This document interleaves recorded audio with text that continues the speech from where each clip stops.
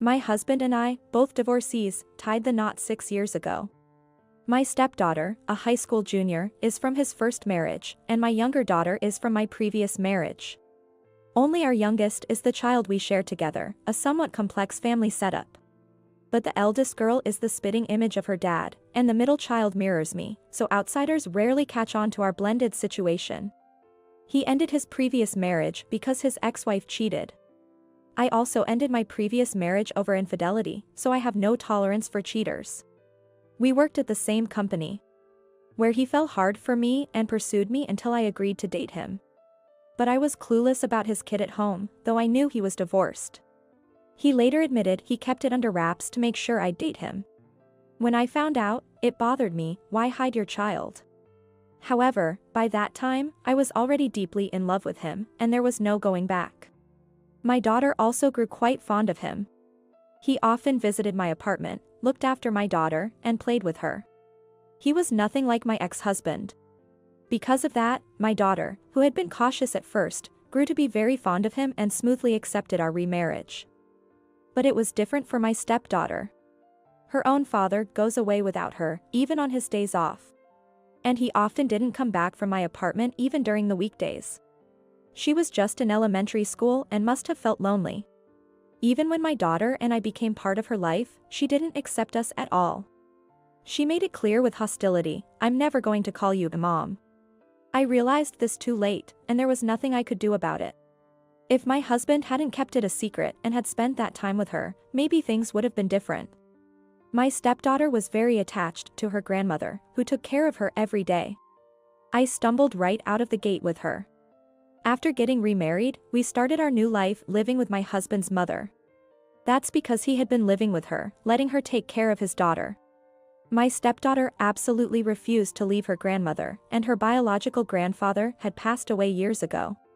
My husband was concerned about leaving his mother alone, so my daughter and I moved into his family home. Not long after, I gave birth to our youngest daughter, but unlike with my middle child, he didn't give her the same attention. He was rather indifferent, and even when I tried to engage him, he'd just give half-hearted responses while glued to his smartphone games. He even began to neglect my daughter, who had grown so fond of him, and he became distant with me as if he had lost interest. It's like the saying, "Don't feed the fish once you've caught them." My relationship with my stepdaughter remained strained. She would confrontationally say, "We're not related by blood. You're not my mom or anything." My efforts to get closer only seemed to make things worse. My middle child was always nervous around her stepsister, constantly scared. My mother-in-law was deferential toward her granddaughter and hardly did anything for my youngest, clearly differentiating her from my daughter, who isn't biologically related to my husband. She would only give treats and toys to my stepdaughter, never to my middle child. Sometimes, she would give the unwanted treats to the baby, who was too young to eat them anyway. Instead, I gave the sweets to my middle daughter, and when she tried to eat them, my mother-in-law snapped, "Are you planning to steal what was given to someone else?" How greedy. It's much harder and more painful for me to see my children being treated like this than being bullied myself. When I talk to my husband about it, he dismisses it with, "Well, she's not my kid, so it can't be helped. Don't worry about it." Are you serious? We're a family now, the kids should be treated equally. I was shocked by my husband's words, but he was serious. "Well, that's just lip service, it's impossible," he said nonchalantly. I felt like I no longer understood my husband, and this was the beginning of a gradual deterioration in our relationship. I should have known from the way he dealt with his daughter at the start. He had said he divorced his ex-wife because of her infidelity, but there must be a problem with him as well. Whether it's a personality clash or something fundamental, I just can't understand him. Our relationship became so strained that one day, he almost stopped coming home altogether. My eldest daughter laughed triumphantly, "Dad's got a new woman. You're going to be dumped too." Yet, she seemed hurt herself. I retorted, "That can't be true," but I had a premonition. My love for my husband was completely gone. I hate men who cheat. I started to prepare for a divorce quietly, looking for an apartment and contacting the lawyer I had used for my divorce from my first husband. And as I suspected, my eldest daughter's prediction came true. My husband said, "My affair partner is pregnant. I want a divorce." On a Sunday, with all of us, including my mother-in-law, gathered in the living room. I replied, "Okay, I understand. I'll take the middle and youngest daughters with me. We can discuss alimony and child support through lawyers." My mother-in-law watched silently. I had already talked to the middle and youngest daughters about the possibility of divorce, and they anxiously looked back and forth between me and my husband. "All right. I have preparations to make too, so I'd like you to move out of the house soon." My husband was relieved that I agreed so easily and insensitively suggested I leave quickly. It irritated me, but I had to hold back. I couldn't understand him at all, and I didn't even want to anymore. Getting alimony and child support and cutting ties quickly seemed like the best way to clear my head. That's when my eldest daughter suddenly said, "I want to go with you, Mom." I was dumbfounded. Our relationship had been terrible all along. I couldn't understand her feelings. What? That's not possible. We're not related by blood, remember? You've been telling me that for years, haven't you? My mother-in-law, also surprised, asked, "Why don't you want to live with your grandma?" But my husband had a different take. "Oh, that's perfect. See, my next wife, she doesn't want any stepchildren, so she's saying to kick everyone out. But she says my mom can stay as the nanny." His appalling statement was shocking, but it seems his affair partner is of the same low character. Just keep quiet for a moment. Why do you want to come with me now? You've never called me a mom for the past 6 years, why start now? Why say you want to come with me? I couldn't help but press her for answers. Because the food you make is delicious, and you do the cleaning and laundry. Her voice trailed off. So, you just want someone to take care of you? It's not because you like us or want to be with us, right? Come on, just take her with you too. It won't make a difference if there's one more. Keep out of this since you can't understand this situation. And you. She's your child. Why are you trying to push her onto me, a complete stranger, after we divorce? Why don't you want to live with your grandma? My mother-in-law looked like she was about to cry, shocked by the rejection from her beloved granddaughter. I had never seen her so vulnerable.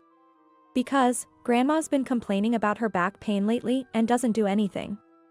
If Mom leaves, I'll have to help with the chores, right? I'm appalled. It's all just for your own benefit. You're ready to easily discard the grandma who's loved and taken care of you just because she's no longer useful. You're just like your father. Too selfish. I don't like my mother-in-law. The eldest daughter, who never warmed up to me and was always sassy. I really couldn't imagine taking her with me. You're 16 now. Can't you figure out for yourself why I might not want to take you with me? I let my emotions get the best of me and snapped back at her. I can't forget the sad look on her face. Though we agreed on the divorce, I didn't trust my husband at all, so I hired a lawyer. To ensure everything was legally documented, I filed for divorce mediation and sought alimony from the affair partner.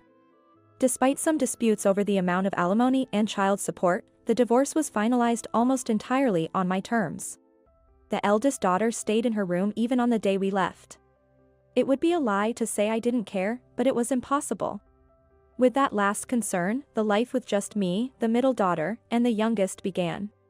The new life was surprisingly fun. The middle and youngest daughters helped out willingly, and there were no fights since the eldest daughter, my husband, and my mother-in-law were gone. We started to forget about the eldest daughter as we led a stress-free and busy but happy life. Then, 3 years later, the eldest daughter contacted me wanting to meet, which I hadn't blocked because I thought she wouldn't contact me. Although I didn't want anything to do with my husband's family anymore, she insisted she needed to apologize, so I agreed to see her. "Mom, I'm sorry for everything. I understand now. I was really a terrible child," she apologized as soon as we met. "I was taking my anger out on you. I was sad because I thought you took my dad away. But I realized it wasn't you who was wrong, it was my dad." The new wife openly mistreated her and constantly told her to get out. Of course, the eldest daughter fought back. Unlike me, the new wife refused to do anything for her, saying, "Why should I have to take care of you?" The eldest was shocked as she had expected, even with bad relationship, basic care like meals and laundry. My ex-husband ignored it all. I thought my mother-in-law would defend her, but she didn't, unlike with me. The reason was simple. The affair partner, who had a terrible personality, wanted the stepchild out. She was tough, openly rude to my mother-in-law, and even threatened her. She threw things when she was in a bad mood. My mother-in-law prioritized her own safety. My ex-husband tried to escape when he realized what was happening, but the affair partner didn't let him, and he was severely punished. I also started college and living on my own. I never knew household chores could be so hard. She seems to have juggled studying for college entrance exams with unfamiliar household chores. She somehow got into college, and in leaving home as if to escape, she began to live on her own and came to appreciate what I had done for her. For 6 years, despite being rejected by her, I worked hard to be her mother. I would wake up at 4 a.m. to make cute lunches for her field trips and dragged my reluctant husband to parent-teacher conferences and other school events. I was really thankful to you, Mom. But I just couldn't express it. When she learned she wouldn't be coming with me and was bullied by my husband's new wife, she realized just how much she had been cared for by me. My mother-in-law would spoil her whimsically but never engaged with her seriously. The fact that she didn't protect her from my husband's affair partner is proof of that. Our family ties may have been cut, but my efforts weren't in vain. Despite not being sure if I would forgive her, she reached out to apologize. The middle and youngest daughters were also happy to see their eldest sister after such a long time, and I'm glad they met. Interestingly, it was the middle daughter who was the happiest about the reunion. Despite being treated poorly, my middle daughter seemed to really like her older sister. She told me about times when she was taught by her, or when they played together, all of which happened out of my sight. Speaking of my ex-husband, it seems he's suffering terribly from several STDs after their long incubation periods, perhaps a consequence of his philandering. He and his affair partner are now pointing fingers at each other. I got tested as a precaution after hearing this from my daughter, and I'm relieved to be negative. My mother-in-law ended up being burdened with raising her sons and his affair partner's child instead. Unlike with when we had a daughter, my mother-in-law is now elderly. She's exhausted every day. Well, it's her own doing, so it can't be helped. Ironically, I now have the best relationship with my eldest. I've been bothered about pushing her away for so long, so it feels good to be clear of that regret. I think we've finally grasped perfect happiness.